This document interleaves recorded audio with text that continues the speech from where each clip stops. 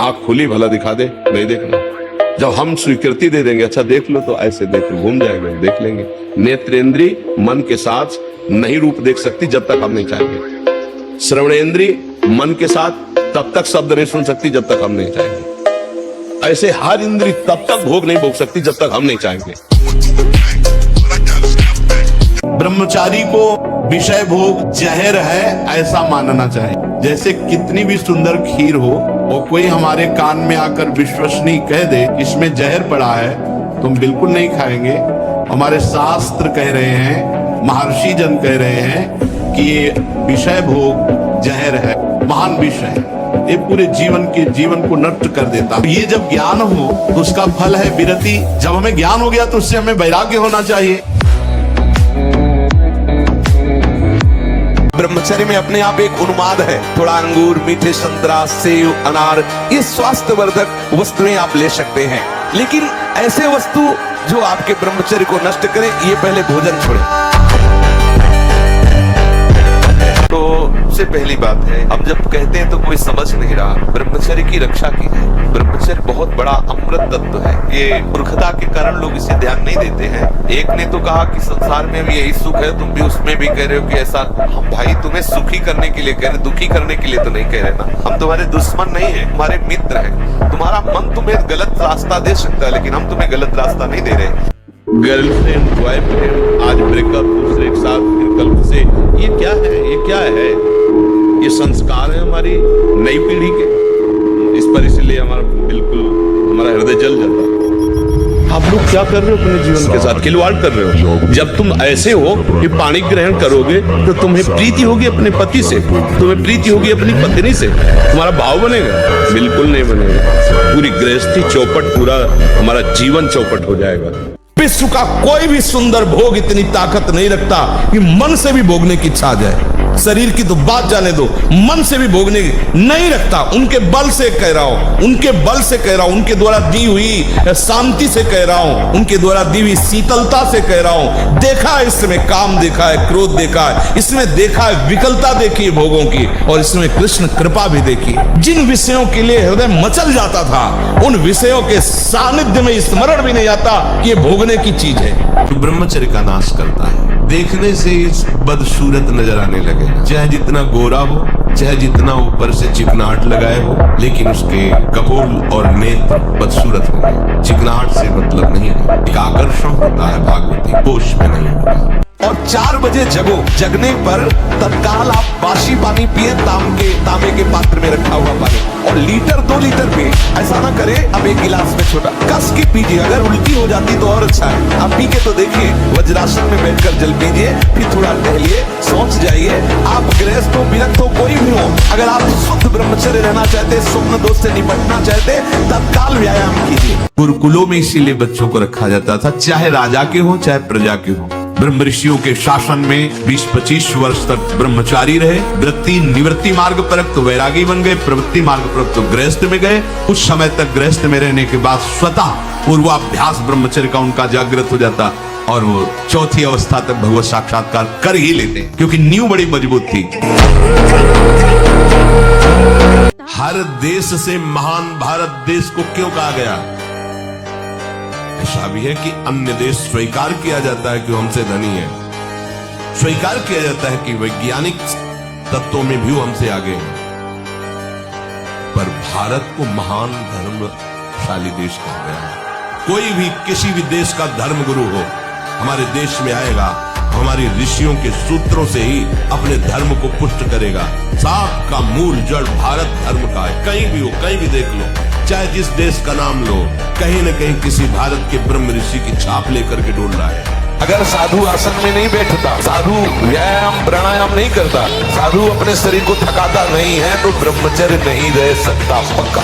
कोई भी ब्रह्मचर्य नहीं। ब्रह्मचर्य कोई साधारण बात नहीं, साधारण बात नहीं, बहुत समझने की विषय, बहुत। बांध लंगोटा बचा के इंद्री, ब्रह्मचर्य अगर आपको वास्तविक बलवान बनना है तो ब्रह्मचर्य और स्वाभाविक दंड बैठक और व्यायाम के द्वारा जो ताकत बढ़ती जाती है वो स्थायी होती है। गाय बांधो और गाय का शुद्ध दूध पियो और दंड बैठक मारो और लंगोटे के पक्के रहो, बलवान बन जाओगे। खूब विचार करते हो, हस्तमैथुन करते हो, गंदी बातें करते हो, उससे थोड़ी हो जाएगा। ब्रह्मचर्य से रहो, नमक रोटी खाओ। और ये हम तुम देखा है ऐसा पहलवान और ऐसे को गद्दा की तरह उठा के पटक दिया। कुछ भी करेंगे, जीवन में एक दिनचर्या होनी चाहिए सोने और जागने की। दिनचर्या एक तेज लाती है, एक जो आप 6 घंटे पढ़ करके समझ नहीं पाओगे ना, वो 2 घंटे में आप 6 घंटे का काम निपटा लोगे। आपकी तेजस्वी बुद्धि होगी, आपकी प्रवीण बुद्धि होगी, आपके अंदर पावर होगा। आप ब्रह्म मुहूर्त में शयन कर रहे हैं, फिर 9 बजे जो नहाना है वो एक ऐसे खिलवाड़ मात्र है। आप 4 और 5 के बीच में उठे और स्नान किया, व्यायाम किया, 1-2 किलोमीटर दौड़ लगाई, थोड़ा प्राणायाम किया, फिर आप पढ़ के देखो। वीर 2 तरह से निकलता। ब्रह्मचर्य सेवन से अमोघ लाभ प्राप्त होता है। स्मरण शक्ति बहुत प्रवीण, एक बार जो सुन लिया उसका सैकड़ों बार मनन हुआ, मनन होकर उसके आगे धारणा शक्ति और संकल्प शक्ति और उत्साह शक्ति और शरीर शक्ति, ये शक्तियां उसके अंदर प्रकाशित होती हैं जो ब्रह्मचर्य का पोषण करती है। तुमने बहुत ब्रह्मचर्य नष्ट किया, अभी तुम्हारी छोटी अवस्था है और तुम्हारा थर्मामीटर चेहरे का बता रहा है कि तुमने बहुत ब्रह्मचर्य नष्ट किया। नाम जप करो, दंड बैठक मारो, 1-2 किलोमीटर दौड़ लगाओ और दिन भर कार्यरत रहो। सोचने का समय मत दो गंदी बातें सोचने का, और जब गंदी क्रिया करने का मन हो तो ऐसे नहीं राधा राधा राधा राधा, तो कुछ समय बाद धीरे धीरे अभ्यास छूटता जाएगा। अभ्यास स्वाभाविक जैसे स्वप्न आदि दोष हो जाते हैं, उसको नहीं माना जाता। जब किसी क्रिया या सहवास आदि तो उसे ब्रह्मचर्य खंडन कहा जाता है। तो आप बच्चा सुधरो तभी सुधर पाओगे, निराश तो होना नहीं।